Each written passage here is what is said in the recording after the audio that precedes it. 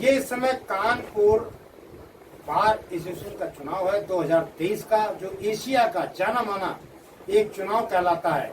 और यहाँ से तमाम ऐसे अधिवक्ता हैं जो उत्तर प्रदेश ही नहीं बल्कि पूरे हिंदुस्तान के अंदर एक तहलका मचाने की अपनी ताकत रखते हैं। उसी बीच में एक चुनाव के तहत हमारे देवेंद्र शर्मा जी हैं, जो कि एक क्रांतिकारी युवा साथी भी रह चुके हैं, छात्र राजनीति में भी इन्होंने तमाम ऐसे काम किए हैं। आज ये कानपुर बार एसोसिएशन के चुनाव में खड़े हैं महामंत्री पद के लिए। मैं बात करता हूं उनसे, देवेंद्र शर्मा जी। देवेंद्र जी, ये बताइए कि आपने ये जो चुनाव लड़ने की शपथ ली है, तो अधिवक्ताओं के हित में क्या आपने शपथ ली है? सबसे पहले तो अपने अधिवक्ता समाज के हित में, कचहरी के माहौल के हित में, यहाँ से माफियागिरी, यहाँ से प्रॉपर्टी डीलिंग का काम करने वालों को, जो उनका हस्तक्षेप है, जो पूंजीपति बिल्डर अपराधी यहाँ के चुनाव में पैसा लगाने लगे हैं, उस प्रवृत्ति को रोकने के लिए हम ये चुनाव लड़ रहे हैं।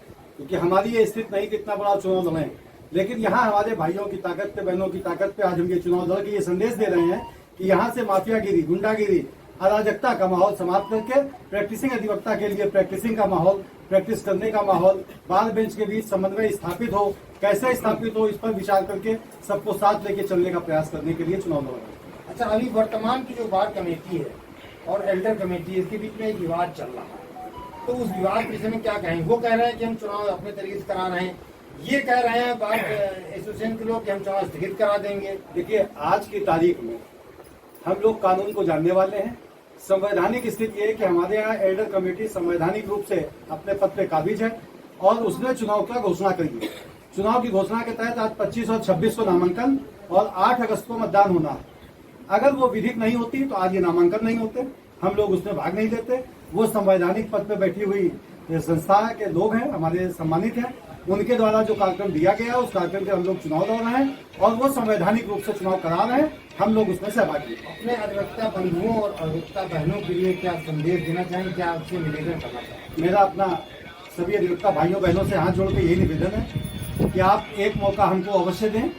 इस कचहरी में जो आपने पिछला कार्यकाल देखा, जो हालात है उनको बयां करने का इस समय नहीं है, लेकिन ये हम विश्वास दिलाते हैं कि हम प्रैक्टिशनर अधिवक्ता हैं, आप सबके बीच हमेशा रहते हैं, कभी आपको शिकायत का मौका नहीं दिया होगा। आप सब हमको इस बार वोट देकर विजयी बनावे, हम आपके विश्वास पे खरा उतरने का प्रयास करें।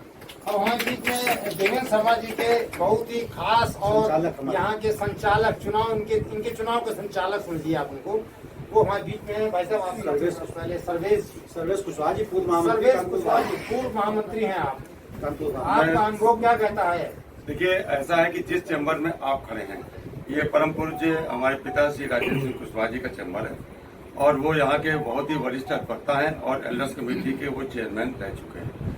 संवैधानिक परिस्थितियों को देखते हुए ये चैम्बर और हम लोगों से जुड़े हुए सभी लोग काम करते हैं। आज देवेंद्र शर्मा जी को लगभग 8 पूर्व महामंत्री, कई वरिष्ठ उपाध्यक्ष और अध्यक्ष जो पूर्व हैं, वो लोग चुनाव मिलकर लड़ा रहे हैं।